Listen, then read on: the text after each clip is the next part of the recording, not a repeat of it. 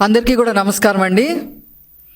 కనీస సంస్కారం కూడా లేని ఈ జగన్మోహన్ రెడ్డి గారు 4 సార్లు ముఖ్యమంత్రిగా చేసిన నారా చంద్రబాబు నాయుడు గారిని ఏకవచనంతో మాట్లాడటంతోనే అర్థమైపోయింది, కనీస సంస్కారం లేదు. మాట్లాడితే నారా చంద్రబాబు నాయుడు గారిని, మా ప్రభుత్వాన్ని చంద్రముఖితో పోలుస్తూ ఉన్నారు జగన్మోహన్ రెడ్డి. మీరు తెలుసుకోవాల్సింది ఏంటి అంటే, మీరు చంద్రముఖిగా 2019 నుంచి 2024 వరకు ప్రవర్తించి రాష్ట్రాన్ని అల్లకల్లోలం చేస్తే ప్రతి ఓటరు ఈ ఆంధ్ర రాష్ట్రంలో ఒక రజనీకాంత్ అయ్యి మీ మాడు పగలగొట్టారనే విషయం మీరు తెలుసుకోవాలి.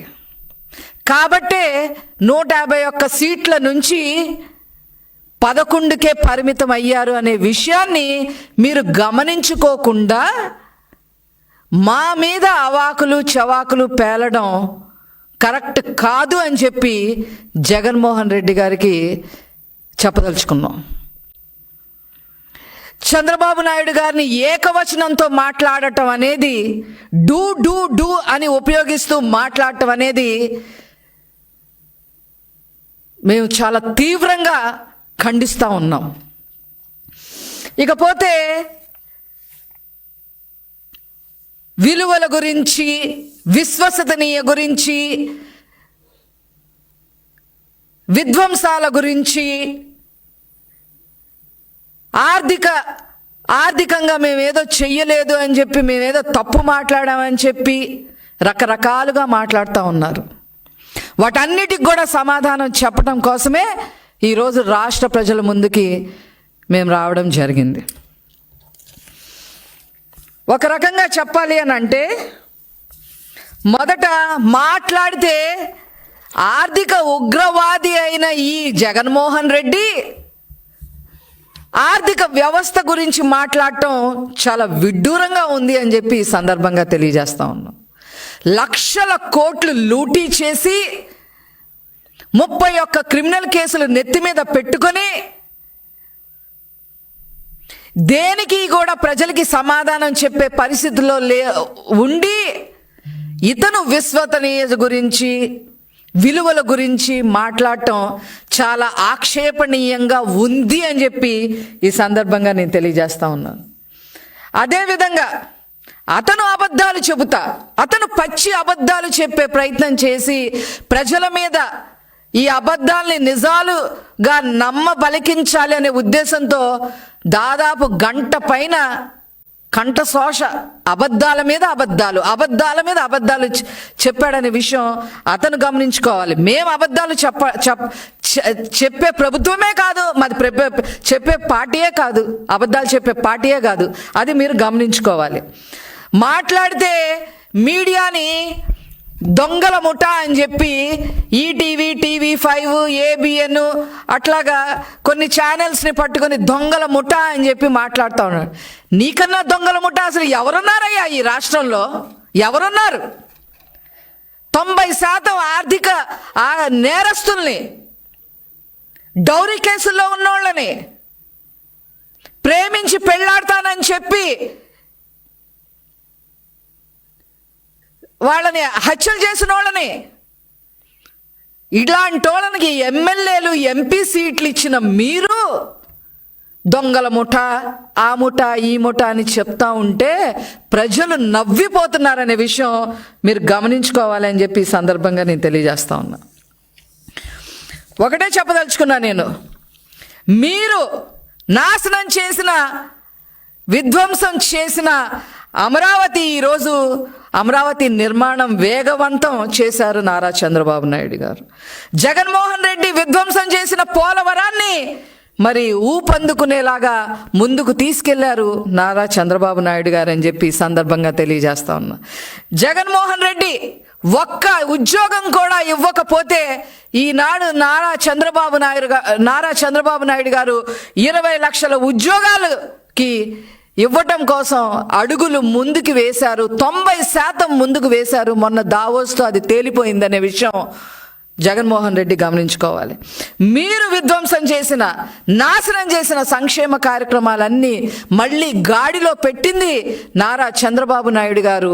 ఈరోజు పెన్షన్ 4,000, వికలాంగులకి మరి 6,000, మరీ అస్సలు బాగోని వాళ్ళకి 10,000, 15,000 మరి ఇచ్చి ఈరోజు దాదాపు 64 లక్షల మంది పైబడి మరి పెన్షన్ ఇవ్వడమే కాకుండా సంక్షేమ కార్యక్రమాలు చేయటమే కాకుండా అన్ని రకాలుగా నారా చంద్రబాబు నాయుడు గారు మీరు సంక్షేమ కార్యక్రమాలు విధ్వంసం చేస్తే వారు గాడిన పెట్టారు అని చెప్పి సందర్భంగా తెలియజేస్తా ఉన్నా. అదేవిధంగా లా అండ్ ఆర్డర్ లేని చట్టాలను తీసుకొచ్చి, దిశా చట్టం అని అదని ఇదని తీసుకొచ్చి యువత 30,000 మంది ఆడపిల్లలు ఏమైపోయారో కూడా తెలియని పరిస్థితుల్లో మీరు ఈ రాష్ట్రాన్ని జగన్మోహన్ రెడ్డి నాశనం చేస్తే అవన్నీ గాడిలో పెట్టడమే కాకుండా ముఖ్యంగా యువతని ముందుకు నడిపించేదానికి మంచిగా డ్రగ్స్ పైన కూడా ఉక్కు పాదం మోపారు అనే విషయాన్ని మీరు గమనించుకోవాలని చెప్పి సందర్భంగా తెలియజేస్తున్నా. అదేవిధంగా విద్యారంగం సర్వనాశనం చేశారు. విద్యారంగం జగన్మోహన్ రెడ్డి గారు విధ్వంసం చేశారు విద్యారంగాన్ని. ఈరోజు నారా లోకేష్ గారు దానిని గాడిలో పెట్టడానికి, విద్యారంగాన్ని గాడిలో పెట్టడానికి అహర్నిశలు కష్టపడతా ఉన్నారు. గాడిలో పెట్టేదానికి అడుగులు ముందేశారు. ఇప్పటికే అన్ని విధానపరమైన నిర్ణయాలు 80% తీసుకొని గాడిలో పెట్టడం జరిగింది అని చెప్పి ఈ సందర్భంగా నేను తెలియజేస్తా ఉన్నా. అదేవిధంగా జగన్మోహన్ రెడ్డి గారు వచ్చిన పారిశ్రామికవేత్తలందరినీ ఎల్లగొట్టేసి, పరిశ్రమలందరినీ ఎల్లగొట్టేసి విశాఖపట్నాన్ని నాశనం చేసి అతను మాత్రం కొండ మీద 500 కోట్ల రూపాయలు విలువ చేసే ప్యాలెస్ కట్టుకుంటే ఈరోజు నారా చంద్రబాబు నాయుడు గారు ఏకంగా ప్రధానమంత్రి గారిని మరి విశాఖపట్నం తీసుకొచ్చి 2 లక్షల కోట్ల పైన పెట్టుబడులకి శంకుస్థాపన చేయించిన విషయం జగన్మోహన్ రెడ్డి గుర్తుపెట్టుకోవాలి అని చెప్పి ఈ సందర్భంగా తెలియజేస్తా ఉన్నా. అదేవిధంగా వైజాగ్లో స్టీల్ ప్లాంట్ ని నాశనం చేసి విధ్వంసం చేయాలన్న జగన్మోహన్ రెడ్డిని మరి అతను అలా చేస్తే జగన్మోహన్ రెడ్డి విధ్వంసం చేయడానికి పూనుకుంటే స్టీల్ ప్లాంట్ని దాన్ని ఈరోజు కేంద్ర మంత్రులతో అందరితో మాట్లాడి ఈరోజు ఒక గాడిన పెట్టి శాశ్వతమైన పరిష్కారాన్ని వైజాగ్ స్టీల్ ప్లాంట్కి తీసుకొచ్చిన ఘన చరిత్ర నారా చంద్రబాబు నాయుడు గారిది అని చెప్పి సందర్భంగా తెలియజేస్తా ఉన్నాం.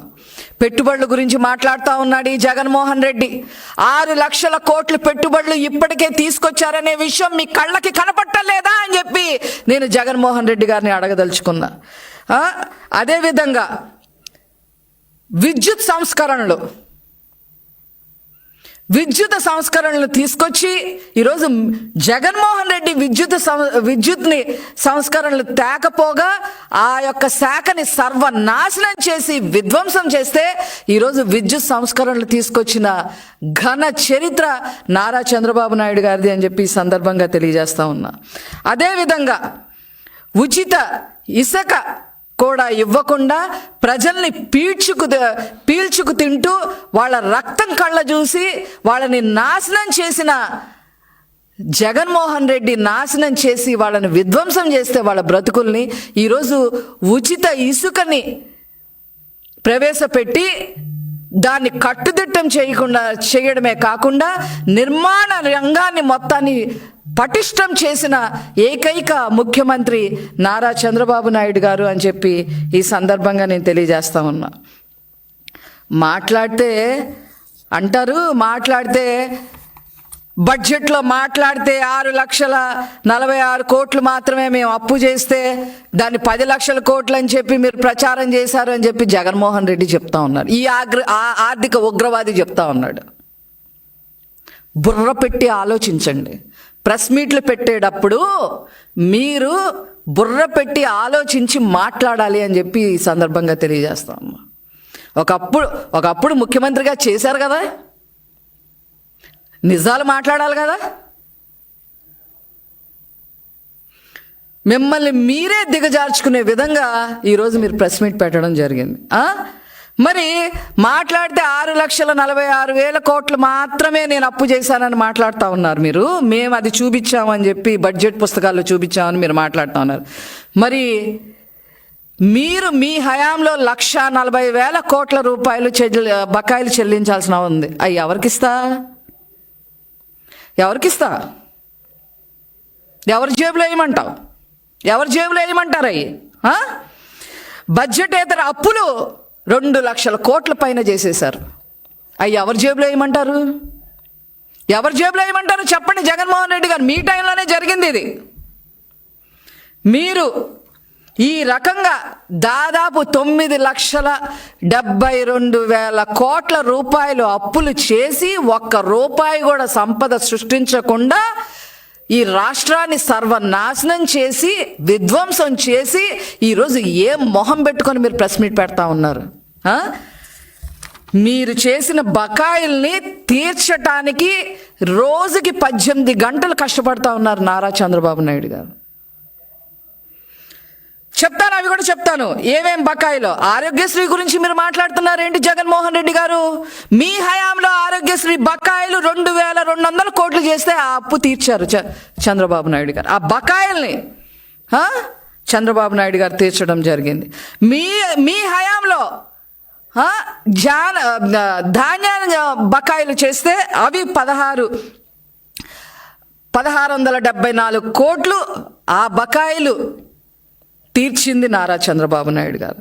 ఇల్లు కట్టుకున్న వాళ్ళకి గవర్నమెంట్ ఇవ్వాల్సిన డబ్బులు కూడా మీ హయాంలో ఇవ్వకపోతే ఆ కట్టాల్సిన డబ్బులు ఎంత కట్టాలో తెలుసా? మీ హయాంలో గవర్నమెంట్ కట్టాల్సిన డబ్బులు 9,000 కోట్లు. ఆ 9,000 కోట్లు మీరు వాళ్ళకి ఇవ్వలేకపోవటం వల్ల వాళ్ళు రోడ్డున పట్టమే కాకుండా వాళ్ళు అప్పులు చేసి చక్రవడ్డీలు కట్టుకొని వాళ్ళు బాధపడుతుంటే ఆ 9,000 కోట్లు బకాయిలు తీర్చింది ఎవరో తెలుసా?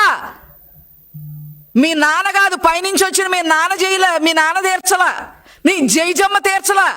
నారా చంద్రబాబు నాయుడు గారు ఆ బకాయిలు తీర్చారనే విషయం మీరు గుర్తుపెట్టుకోవాలి. ఉద్యోగస్తుల గురించి మీరు మాట్లాడుతూ ఉన్నారు. వాళ్ళకి ఎన్నో హామీలు ఇచ్చి మీరు ఎగ్గొట్టిన విషయం ఉద్యోగస్తులు అందరికీ తెలుసు. కాబట్టే మీరు 11 సీట్లకు పరిమితమయ్యారు. ఉద్యోగుల బకాయిలు 20,000 కోట్లు ఉంటే మీ హయాంలో అవి తీర్చింది నారా చంద్రబాబు నాయుడు గారు అనే విషయం మీరు గుర్తుపెట్టుకోవాలి అని చెప్పి ఈ సందర్భంగా తెలియజేస్తా ఉన్నాను. ఏంటి జగన్మోహన్ రెడ్డి గారు విద్యాశాఖ గురించి మాట్లాడతారు? విద్య విలువ తెలుసా మీకు? అసలు టీచర్ విలువ తెలుసా మీకు? ఎలా తెలుస్తుందిలే. మీకు టీచర్ల విలువ తెలుసుంటే ఆనాడు కరోనా టైంలో ఎవరైతే తాగుబోతులు ఉన్నారో వాళ్ళందరూ లైన్ కట్టమని వాళ్ళ పక్కన వాళ్ళని బంట్రోతుల్లాగా మీరు వాళ్ళని వాడుకున్న విషయం ప్రజలందరికీ ఇంకా గుర్తే ఉంది. విద్యాశాఖ బకాయిలు 3,800 కోట్లు పెట్టారు మీ హయాంలో. ఆ బకాయిలన్నీ ఇప్పుడు నారా చంద్రబాబు నాయుడు గారు, విద్యాశాఖ మంత్రిగా నారా లోకేష్ గారు తీర్చడం జరిగింది. ఇన్ని బకాయిలు పెట్టుకొని మీరు ఇంకా ఉన్నాయి. చిక్కీలకు కూడా డబ్బులు ఎగ్గొట్టేశారు, బకాయిలు పెట్టేశారు. ఆ చిక్కీలకు కూడా ఈరోజు డబ్బులు 200 కోట్ల రూపాయలు కట్టింది ఎవరంటే నారా చంద్రబాబు నాయుడు గారు. ఉపాధి హామీ బకాయిలు, కూలీలకు కూడా బకాయిలు పెట్టారు. ఏం మనుషులండి? మీది ఏం పార్టీ అండి? మీరు ఏం మనిషి అండి జగన్మోహన్ రెడ్డి గారు? ఉపాధి హామీ బకాయిలు కూడా ఈరోజు నారా చంద్రబాబు నాయుడు గారు వచ్చిన తర్వాత 2,100 కోట్లు ఆ బకాయిలు తీర్చడం జరిగింది. పగలు పచ్చి అబద్ధాలు ఆడే మనిషి ఎవరైనా ఉన్నాడు అంటే అది కేవలం జగన్మోహన్ రెడ్డి గారే అని చెప్పి ఈ సందర్భంగా నేను చెప్పదలుచుకున్నా. మున్సిపాలిటీలో జరిగేది ఎలక్షన్స్ సెలక్షన్స్ కూడా తెలీదు. ఇప్పుడు ప్రస్తుతం జరుగుతుంది సెలక్షన్సా అనే విషయం కూడా తెలియదు. మీ కార్పొరేటర్లే స్వచ్ఛందంగా వచ్చేస్తున్నారు, బతిలాడుకుంటున్నారు మా పార్టీలోకి వస్తామని చెప్పి. దాని గురించి మాట్లాడకుండా స్థానిక సంస్థల్లో 16% రిజర్వేషన్ బీసీలు బడుగు బలహీన వర్గాలకి తీసేసి సోద్యం చూసే మీరు ఈరోజు మున్సిపల్ ఎలక్షన్స్ గురించి మాట్లాడుతూ ఉన్నారు. ఏంటది మాట్లాడితే అది పాయే ఇది పాయే అని మాట్లాడుతూ ఉన్నారు. నేను చెప్తా, నేను కూడా చెప్పదలుచుకున్నా ఏం పోయినాయో మీ హయాంలో నేను కూడా చెప్తా.